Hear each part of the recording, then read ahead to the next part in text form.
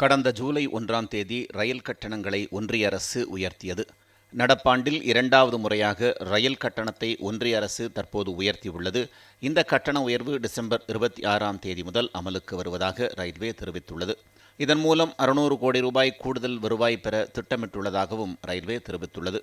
இந்த கட்டண உயர்வு குறித்து சமூக வலைதளத்தில் பதிவிட்டுள்ள காங்கிரஸ் பொதுச் செயலாளர் கே.சி. வேணுகோபால், ஏழை மற்றும் நடுத்தர மக்களை துன்புறுத்தும் மற்றொரு நடவடிக்கையாக ஒன்றிய அரசு ரயில் கட்டணங்களை உயர்த்தி வருவதாக சாடியுள்ளார். மோடி ஆட்சியில் பொதுமக்கள் நரக சவாரிக்கு ஆளாகியுள்ளனர் என்றும், நெரிசலான ரயில்கள், ரயில் நிலையங்களில் கூட்ட நெரிசல் மற்றும் போதிய வசதிகள் இல்லாதது போன்றவற்றால் சாதாரண பயணிகள் அவதிப்படுவதாகவும் அவர் விமர்சித்துள்ளார். பயணிகளின் உயிருக்கு அச்சுறுத்தல் ஏற்படுத்தும் ரயில் விபத்துகள் இல்லாமல் ஒரு மாதம் கூட கடந்து செல்வதில்லை என்றும் அவர் குறிப்பிட்டுள்ளார்.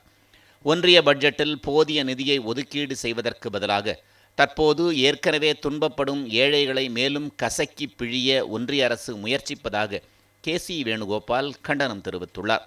ரயில் கட்டண உயர்வை ஒன்றிய அரசு உடனடியாக திரும்பப் பெற வேண்டும் என்றும் காங்கிரஸ் வலியுறுத்தியுள்ளது. கடந்த ஜூலை 1ஆம் தேதி ரயில் கட்டணங்களை ஒன்றிய அரசு உயர்த்தியது. நடப்பாண்டில் இரண்டாவது முறையாக ரயில் கட்டணத்தை ஒன்றிய அரசு தற்போது உயர்த்தியுள்ளது.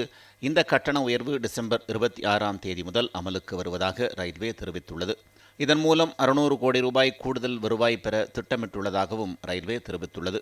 இந்த கட்டண உயர்வு குறித்து சமூக வலைதளத்தில் பதிவிட்டுள்ள காங்கிரஸ் பொதுச் செயலாளர் கே.சி. வேணுகோபால், ஏழை மற்றும் நடுத்தர மக்களை துன்புறுத்தும் மற்றொரு நடவடிக்கையாக ஒன்றிய அரசு ரயில் கட்டணங்களை உயர்த்தி வருவதாக சாடியுள்ளார்.